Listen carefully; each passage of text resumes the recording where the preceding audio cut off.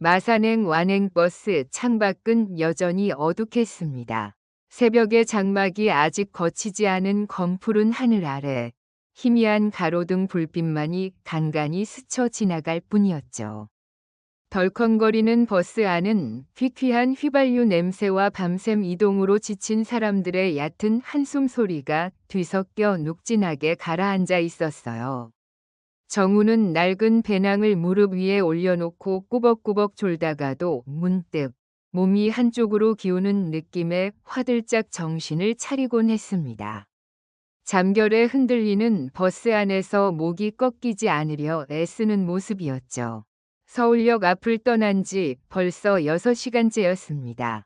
고속도로는 아직 포장도 제대로 안 된 곳이 많아서 버스는 덜컹거림을 넘어 쿵쿵 하고 차체를 울렸어요. 그 충격이 고스란히 엉덩이와 허리께로 전해져 왔습니다. 허리가 쑤셔왔고 목덜미는 잔뜩 굳어버린 듯했죠. 시계를 흘끗 보니 새벽 5시를 간 넘기고 있었습니다. 늦가을 새벽 공기는 창문 틈으로 스며들어 벌써 코끝을 쨍하게 만들었죠. 마산은 아직도 한참 멀었다는 생각에 정우는 깊은 한숨을 내쉬었습니다. 졸음에 겨워 감겼던 눈을 비비며 애써 졸음을 쫓아내보려 했어요. 이제 막 23, 대학 4학년을 앞둔 정우의 어깨는 늘 무거웠습니다. 졸업을 앞두고 취업 걱정은 물론이거니와 당장 다음 학기 등록금부터가 눈앞에 거대한 산처럼 느껴졌죠. 어머니는 분명 어떻게든 돈을 마련해 두셨을 테지만 그 돈이 어떤 피땀으로 모인 것인지 정우는 너무도 잘 알고 있었습니다. 특히 이번 학기는 더욱 그랬어요. 서울에서 미처 어머니께 전하지 못한 비밀 하나가 그의 가슴을 짓누르고 있었으니까요. 지난 학기 전공 필수 과목 하나를 낙제하고 말았습니다. 졸업하려면 재수강을 해야 했고 그만큼 등록금 외에 돈이 더 필요했죠. 그 사실을 아직 어머니께는 말씀드리지 못했습니다. 차마 말할 용기가 나지 않았어요. 어머니의 구분 등을 떠올릴 때마다 입이 떨어지지 않았습니다. 길고 지루했던 침묵의 시간이 흐르고 버스가 드디어 마산 시내로 접어들었습니다. 아직 해가 뜨지 않은 거리에는 드문드문 가로등 불빛만이 흐릿하게 길을 밝히고 있었죠.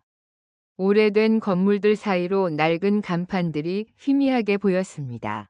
달고 다른 간판 글씨들이 그의 눈에 들어올 때마다 잊고 지냈던 기억의 조각들이 퍼즐처럼 맞춰지는 기분이었어요. 익숙한 풍경들이 하나둘 눈에 들어오자 가슴 한구석이 아릿해졌습니다. 이곳이 바로 그의 집이었죠.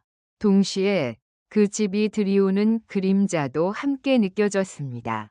왠지 모를 답답함이 밀려왔어요. 터미널에 내리자마자 찬 바닷바람이 훅 끼쳐왔습니다. 훅 하고 폐부 깊숙이 파고드는 그 바람 속에는 짭조름한 비린내가 섞여 있었죠. 아, 마산이구나. 정우는 낡은 배낭의 어깨끈을 고쳐매고 곧장 어시장으로 향했습니다. 어머니는 이 시간쯤이면 벌써 좌판을 펴고 손님 맞을 준비를 하고 계실 터였어요. 그의 머릿속에는 어머니의 하루가 그려졌습니다. 새벽 3시에 일어나 시장으로 향하는 어머니의 모습이요. 새벽 어시장은 이미 활기로 가득했습니다. 어둠이 채 가시지 않은 시간인데도 사람들의 움직임은 활발했죠. 전기가 제대로 들어오지 않는 곳도 많아 등유 램프나 촛불의 의지에 생선들을 손질하는 상인들의 모습이 여기저기 보였습니다. 칼날이 생선 비늘을 긁는 소리, 흥정을 주고받는 왁자지껄한 목소리, 그리고 비릿한 바다 내음, 삶의 고단함이 뒤섞인 냄새가 정우의 폐부 깊숙이 파고들었습니다. 그 냄새는 익숙하면서도 늘 낯설게 느껴졌어요. 아지매, 오늘 갈치는 물 좋네. 그럼, 새벽배로 갓 잡은 기다. 서둘러 가져가소. 굵직한 사투리가 오가는 소리를 들으며 정우는 사람들 틈을 비집고 익숙한 골목으로 들어섰습니다. 저만치 낡은 천막 아래 어머니의 좌판이 보였어요. 허리가 굽은 어머니는 연신 칼질을 하며 싱싱한 고등어의 내장을 발라내고 있었습니다. 쭈그리고 앉아 일하는 모습은 몇 년 전이나 지금이나 변함이 없었죠. 낡은 작업복 위로 앞치마를 두르고 머리에는 수건을 질끈 동여맨 채였습니다. 그녀의 손은 얼음장 같은 물에 퉁퉁 불어 있었고 마디마디는 굵게 변형되어 있었습니다. 그 손으로 평생 자신과 여동생의 학비를 벌어오셨죠. 정우는 그 손을 볼 때마다 가슴이 먹먹해졌습니다. 어머니. 정우의 목소리가 차가운 새벽 공기를 가르고 어머니에게 닿았습니다. 어머니는 칼질을 멈추고 천천히 고개를 들었어요. 차가운 새벽 공기에 잠겨있던 그녀의 눈이 순간 크게 뜨였습니다. 예상치 못한 아들의 등장에 놀란 듯했지만 이내 그녀의 표정은 무심하게 아무 일 없었다는 듯 돌아왔습니다. 그 무심함 속에서 정우는 알 수 없는 서운함과 동시에 깊은 죄책감을 느꼈습니다. 새벽 공기가 코끝을 스쳤습니다. 아직 어둠이 채 가시지 않은 마산 어시장 골목은 갯내음과 비릿한 생선 냄새로 가득했죠. 저 멀리 희미하게 동이 트는가 싶더니 상인들의 분주한 움직임이 시작되는 소리가 들렸습니다. 낡은 전등 불빛 아래 어머니의 좌판이 보였어요. 정우는 차가운 시멘트 바닥에 발을 디디며 조용히 다가갔습니다. 왔나? 추운데 왜 이리 일찍 왔노?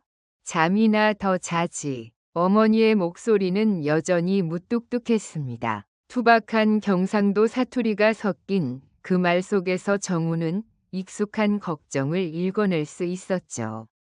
어머니는 이미 좌판 앞에 쪼그려 앉아 칼을 들고 갈치 비늘을 벗기고 있었습니다. 어머니 일하시는 거 보러 왔죠. 밥은 드셨어요? 정우는 어머니 옆에 쪼그리고 앉으며 물었습니다. 어머니는 대답 대신 큼지막한 갈치 한 마리를 쟁반에 탁 놓으며 말했습니다. 아직이다. 손님들 오기 전에 얼른 손질해야지. 너는 뭐 먹고 왔나? 휴게소에서 우동 한 그릇 먹었어요. 정우는 좌판을 둘러봤습니다. 싱싱한 갈치, 고등어, 조기들이 얼음 위에 가지런히 놓여 있었죠. 새벽에 잡아올린 듯 눈빛이 살아있는 생선들이었습니다. 옆 좌판 아지매가 정우를 보며 반갑게 인사를 건넸습니다. 아이고, 서울 아들 왔네. 졸업반이라며? 다 컸다. 다 컸어. 아지매는 정우의 어깨를 툭 치며 웃었습니다. 네, 아지매. 잘 지내셨죠? 정우는 멋쩍게 웃으며 인사를 받았습니다. 어머니는 아무 말 없이 다시 칼질에 집중했습니다. 그녀의 손놀림은 빠르고 정확했죠. 뼈와 살을 분리하고 내장을 걷어내는 모습에서 세월의 흔적과 고단함이 묻어났습니다. 거칠게 벗겨진 손등과 깊게 팬 주름이 정우의 눈에 들어왔습니다. 저 손으로 얼마나 많은 생선을 손질하고 얼마나 많은 무게를 들어 올렸을까요? 정우는 말없이 어머니의 뒤통수를 바라봤습니다. 몇 시간 동안 정우는 어머니 옆에 앉아 이런저런 자비를 도왔습니다. 좌판에 놓인 저울추를 옮기고 손님들이 지나갈 때마다 싱싱한 고등어 싸게 드려요. 하고 외치는 어머니의 목소리를 들었습니다. 쉴 틈 없이 움직이는 어머니의 모습은 언제나 그랬듯 강인했습니다. 손님들이 몰려오면 능숙하게 흥정을 하고 돈을 받고 거스름돈을 내어주었죠. 주름진 얼굴에는 피곤함이 역력했지만 그 눈빛만은 살아있었습니다. 생선 비린내가 옷에 배는 것도 아랑곳하지 않았습니다. 서울에서는 상상도 못할 풍경이었죠. 점심때가 다 되어갈 무렵 손님이 뜸해지자 어머니는 좌판 한쪽에 놓아둔 낡은 보온병에서 뜨거운 물을 따라 종이컵에 주었습니다. 이거라도 마셔라. 감기 걸린다. 정우는 따뜻한 물을 받아들고 한 모금 마셨습니다. 몸속까지 온기가 퍼지는 듯했죠. 어머니는 옆 좌판 아지매와 잠시 이야기를 나누더니 다시 정우에게로 시선을 돌렸습니다. 잠시 머뭇거리는 듯 보였습니다. 그러더니 주머니에서 꼬깃꼬깃 접힌 흰 봉투를 꺼냈습니다. 봉투는 여러 번 접었다 폈다 한 듯 모서리가 달아 있었어요. 등록금 다 준비해놨다. 어머니는 봉투를 정우에게 내밀었습니다. 정우는 말없이 봉투를 받아들었습니다. 얇은 봉투 안에는 두툼한 돈뭉치가 들어있을 터였습니다. 그의 손에 닿는 봉투의 무게는 깃털처럼 가벼웠지만 그 안에 담긴 의미는 세상의 모든 무게를 합친 것보다 무겁게 느껴졌습니다. 훅 하고 뜨거운 것이 목울대를 치고 올라왔습니다. 정우는 애써 침착한 표정을 지으려 했지만 봉투를 받아든 손이 미세하게 떨리는 것을 막을 수 없었죠. 이 돈이 어떤 의미인지, 얼마나 많은 밤을 새워 일하고 얼마나 많은 것을 포기해야 모을 수 있었는지 그는 너무나 잘 알고 있었습니다. 그리고 그 돈을 받으면서도 자신이 저지른 과오를 숨기고 있다는 사실이 그를 더욱 괴롭혔습니다. 어머니, 정우는 겨우 한마디를 내뱉었습니다. 어머니는 정우의 눈을 똑바로 보며 말했습니다. 쓸데없는 데 쓰지 말고 공부나 열심히 해라. 이제 마지막 학기 아니가. 졸업해서 번듯한 직장 잡아야지. 어머니의 목소리는 여전히 건조했습니다. 그 흔한 격려의 말 한마디 없었지만 정우는 그 무심한 말투 속에 담긴 기대와 염려를 느낄 수 있었습니다.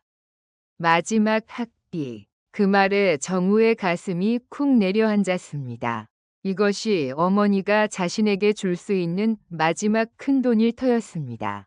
이제 정말 자신은 어머니의 기대를 저버릴 수 없었죠. 재수강 비용까지 말할 엄두는 나지 않았습니다.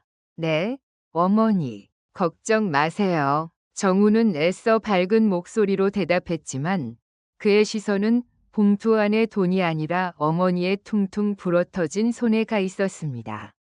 그 손은 평생을 바다의 비린내와 얼음의 냉기 속에서 살아온 증거였죠. 어머니는 아무 말 없이 다시 갈치 손질을 시작했습니다. 정우는 봉투를 가슴에 품고 한동안 좌판을 멍하니 바라봤습니다.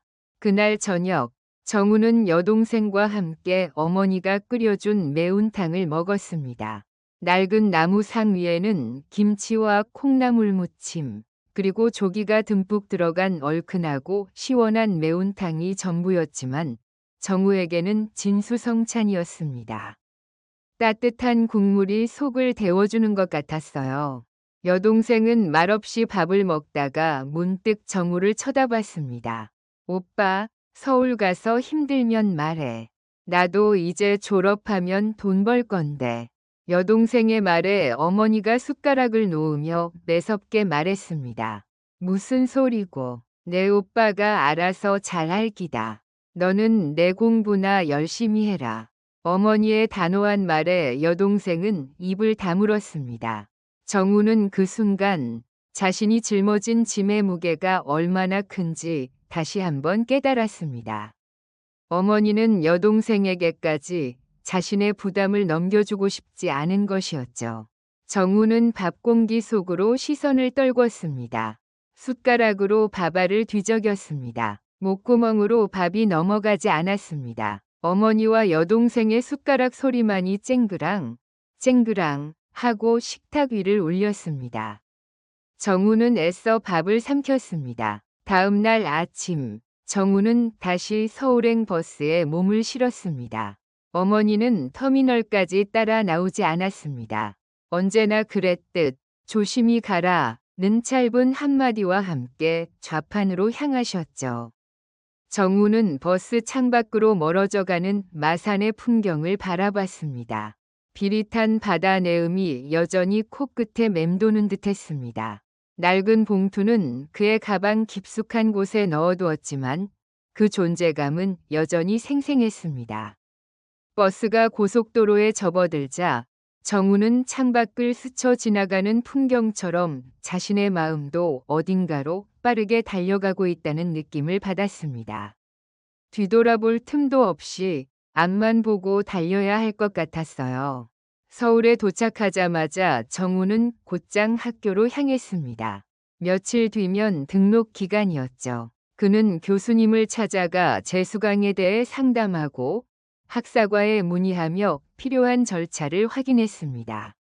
교수님은 그의 성적을 보며 한숨을 쉬셨습니다. 정우 학생, 졸업학기에 재수강이라니 쉽지 않은 결정이었겠어요. 교수님의 걱정스러운 시선이 정우의 어깨를 짓눌렀습니다. 학사과 직원은 냉담한 목소리로 재수강 과목은 일반 학기 등록금 외에 별도의 수강료를 내야 한다고 설명했습니다. 금액은 크지 않았지만 어머니가 주신 돈에서 감당하기에는 부담스러웠습니다. 게다가 재수강 과목은 학점 관리에 불리할 수 있어 졸업 후 취업에도 영향을 미칠 수 있다는 사실에 정우의 마음은 더욱 조급해졌습니다.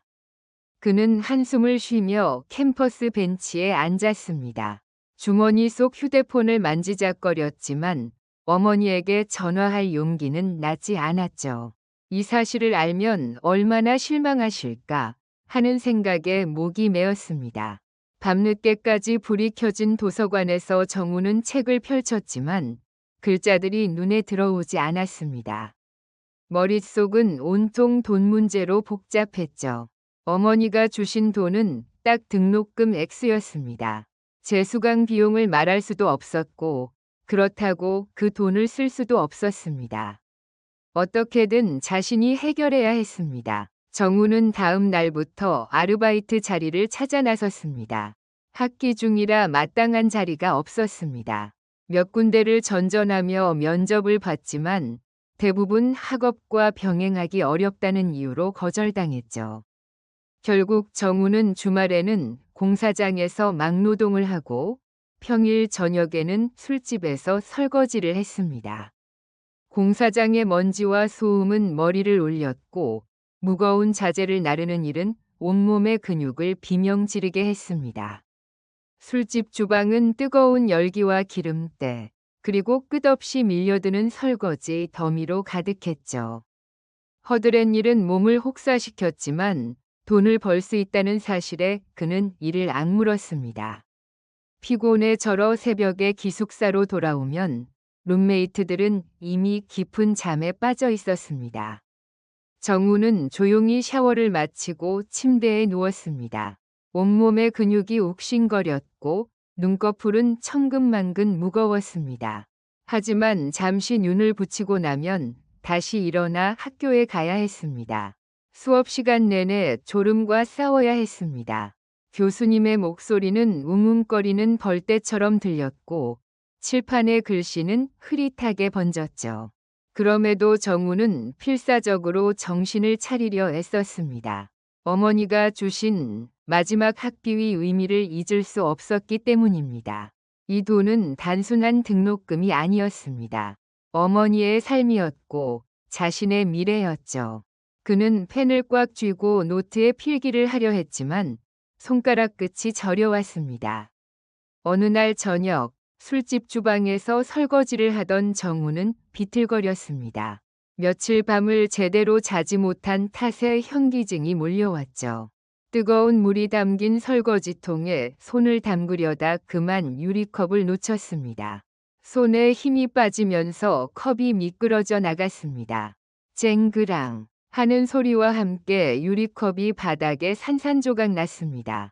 그의 심장도 함께 내려앉는 듯했습니다.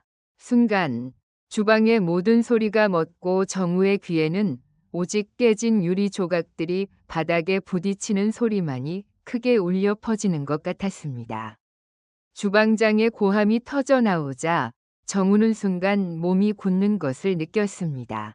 야, 너 뭐 하는 거야? 정신 안 차려? 날카로운 목소리가 귓전을 때렸고 깨진 유리 조각들이 발밑에서 차갑게 부서지는 소리가 났죠. 그는 죄송하다는 말을 연발하며 허둥지둥 유리 조각들을 치웠습니다. 손가락 끝이 미세하게 떨렸고 심장은 불안하게 울렁거렸어요. 끈적이는 바닥을 닦아내면서 그는 문득 이대로는 안 된다는 생각이 머릿속을 스쳤습니다. 몸이 버텨주지 못하면 공부도 일도 모두 망칠 터였죠. 지금껏 겨우 버텨온 모든 것이 한순간에 무너질 것 같은 아찔한 기분이 들었습니다. 그날 밤 정우는 기숙사 침대에 누워 한참을 뒤척였습니다. 좁은 침대 위에서 몸을 이리저리 뒤척여 봐도 잠은 쉬이 오지 않았죠. 천장을 멍하니 바라보며 그는 자신의 초라한 현실을 되짚어 보았습니다. 이대로 포기할 수는 없었죠. 그는 베개 밑에 숨겨두었던 낡은 흰 봉투를 다시 한번 꺼냈습니다. 봉투는 여전히 낡고 얇았지만 그 안에 든 얼마 안 되는 돈은 그에게 어떤 무게감 있는 용기를 주었습니다. 그는 생각했습니다. 이 돈은 단순한 학비가 아니었습니다. 자신을 믿고 지지해주는 어머니의 마음이 고스란히 담겨 있는 것이었죠. 그 마음을 배신할 수는 없었습니다. 어머니가 새벽부터 밤늦게까지 시장에서 고생하며 한 푼 두 푼 모았을 그 돈을 이렇게 무의미하게 날려버릴 수는 없다는 다짐이 가슴속 깊이 피어올랐습니다. 다음 날 정우는 술집 아르바이트를 그만두었습니다. 주방장은 못마땅한 표정으로 그를 흘겨봤지만 그는 더 이상 개의치 않았어요. 어딘가 모르게 후련하면서도 동시에 막연한 불안감이 밀려왔습니다. 새로운 일자리를 찾아야 한다는 압박감이 있었죠. 며칠을 발품 팔아 도서관 근처의 작은 서점에서 야간 아르바이트 자리를 구했습니다. 시급은 줄었지만 앉아서 책을 정리하고 손님을 응대하는 일이라 몸은 훨씬 덜 힘들었습니다. 그의 어깨를 짓누르던 피로가 조금은 덜어지는 듯한 느낌이 들었죠. 무엇보다 책에 둘러싸여 있는 공간이라 틈틈이 전공 서적을 펼쳐볼 수 있었습니다. 서점의 고요한 공기 속에서 책장을 넘기는 순간만큼은 그를 짓누르던 현실의 무게를 잠시나마 잊을 수 있었으니까요. 밤에는 서점에서 일하고 낮에는 학교에서 수업을 들었습니다.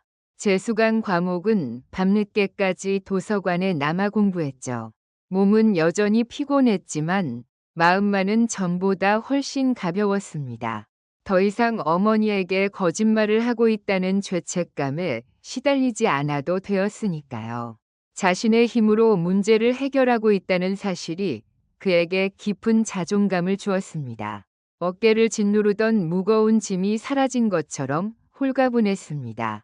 그의 걸음은 전보다 한결 가벼워졌고 눈빛에는 희미하게 남아 희망이 어렸습니다.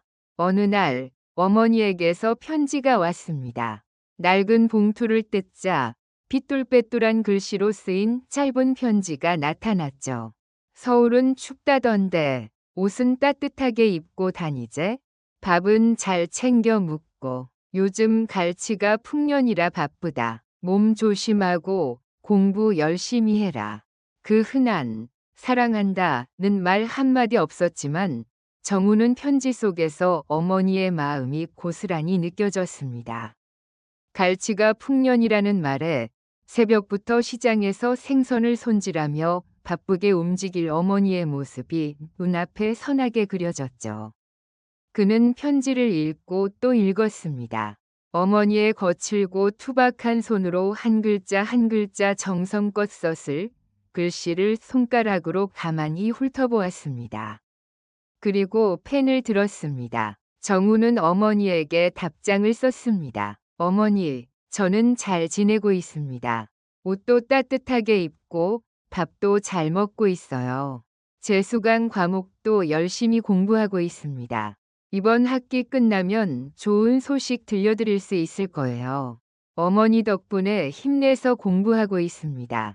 건강하게 지내세요. 그는 재수강에 대한 구체적인 이야기는 하지 않았습니다. 다만 좋은 소식이라는 말로 자신의 노력을 에둘러 표현했죠. 그리고 어머니 덕분에 라는 말에 진심을 담았습니다. 그가 힘들 때마다 떠올리는 것은 마산 어시장 좌판에서 쪼그리고 앉아 자신에게 흰 봉투를 건네던 어머니의 모습이었습니다. 그 봉투는 이제 단순한 학비가 아니라 그가 이 험난한 세상을 헤쳐나갈 수 있는 유일한 힘이 되어 있었습니다. 어머니의 굳건한 믿음이 그를 지탱하는 가장 큰 기둥이었으니까요. 시간이 흘러 학기 말이 다가왔습니다. 정우는 재수강 과목에서 좋은 성적을 받았습니다. 다른 과목들도 성적이 눈에 띄게 올랐죠. 그는 더 이상 잠에 취해 헤매지 않았습니다. 서점 아르바이트를 하며 번 돈으로 재수강 비용을 충당하고 남은 돈은 생활비에 보탰습니다. 그의 몸은 여전히 마르고 지쳐 있었지만 그의 눈빛은 전보다 훨씬 단단해져 있었습니다. 흐릿했던 시선은 또렷해졌고 굽었던 어깨는 펴졌습니다. 스스로의 힘으로 일궈낸 작은 성공들이 그에게 자신감을 불어넣어 주었죠. 졸업식 날, 정우는 학사모를 쓰고 강당에 앉아 있었습니다. 수많은 졸업생들 틈에서 그는 어딘가 모르게 의젓해 보였습니다. 어머니는 여동생과 함께 마산에서 올라오셨죠. 어머니는 낡은 한복을 차려입고 오셨습니다. 오랜 세월의 흔적이 고스란히 담긴 한복이었지만 그 옷을 입은 어머니의 주름진 얼굴에는 환한 미소가 번져 있었습니다. 정우는 강당 뒤편에 앉아 있는 어머니에게 다가가 학사모를 씌워드렸습니다. 어머니는 쑥스러운 듯 손사래를 쳤지만 그 눈빛은 감격으로 빛나고 있었습니다. 어머니, 제가 해냈어요. 정우의 목소리는 떨렸습니다. 지난 몇 년간의 고생과 노력이 한순간에 밀려오는 듯했죠. 어머니는 말없이 정우의 어깨를 투박하게 토닥였습니다. 그 거친 손길에서 정우는 말로는 다 표현할 수 없는 사랑과 격려를 느꼈습니다. 그의 눈가에도 뜨거운 것이 차올랐지만 그는 애써 참아냈습니다. 졸업 후 정우는 서울의 한 중소기업에 취직했습니다. 번듯한 대기업은 아니었지만 그는 만족했습니다. 그의 노력으로 얻어낸 소중한 결실이었으니까요. 첫 월급을 받던 날, 그는 떨리는 손으로 어머니에게 전화를 걸었습니다. 어머니, 저 첫 월급 받았어요. 수화기 너머로 잠시 침묵이 흘렀습니다. 이내 어머니의 무뚝뚝한 목소리가 들려왔죠. 그래? 고생했다. 내 덕분에 이제 다리 쭉 뻗고 자겠네. 어머니의 목소리는 여전히 무심한 듯했지만 정우는 그 속에 담긴 깊은 기쁨과 안도를 느낄 수 있었습니다. 그의 가슴 속에는 따뜻한 감동이 밀려왔습니다. 그는 곧장 마산으로 내려가 어머니를 찾아뵀습니다. 여전히 어시장 좌판에 앉아 생선을 손질하고 계신 어머니의 모습은 변함이 없었죠. 비릿한 바다 내음과 생선 비늘이 튀어 있는 어머니의 앞치마, 그리고 붉게 터진 손마디까지 모든 것이 예전 그대로였습니다. 정우는 어머니의 손에 첫 월급 봉투를 쥐어드렸습니다. 말없이 건네진 봉투를 받아든 어머니는 한참을 말없이 바라봤습니다. 봉투 안을 확인하지도 않은 채 그저 낡은 종이 봉투를 든 채 멍하니 허공을 응시했죠. 그리고 이내 정우의 등을 툭툭 두드려 주었습니다. 잘했다, 내 아들. 고생 많았다. 짧고 굵은 한마디였지만 그 말에는 어머니의 모든 희생과 정우를 향한 무한한 사랑이 담겨 있었습니다. 그 순간 정우는 마산 어시장 좌판에서 어머니가 건넨 마지막 학비의 진정한 의미를 깨달았습니다. 그것은 단순히 돈이 아니었습니다. 어머니의 희생과 믿음, 그리고 그가 스스로의 힘으로 이 험난한 세상을 헤쳐나가기를 바라는 간절한 소망이었죠. 그리고 그 소망은 이제 그가 이 세상을 살아가는 데 있어 가장 큰 동력이 되어 있었습니다. 비릿한 바다 내음 속에서 정우는 어머니의 거칠고 투박한 손을 꼭 잡았습니다. 그 손은 세상의 어떤 손보다 따뜻하고 든든하게 느껴졌습니다.